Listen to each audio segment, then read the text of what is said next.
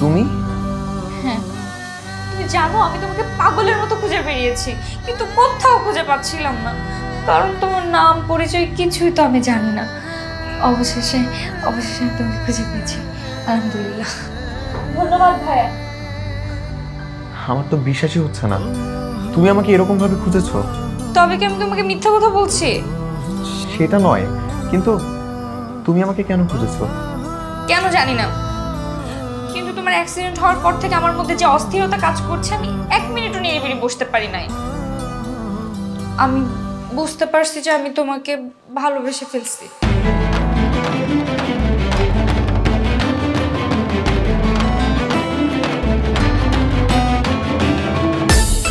Seriously?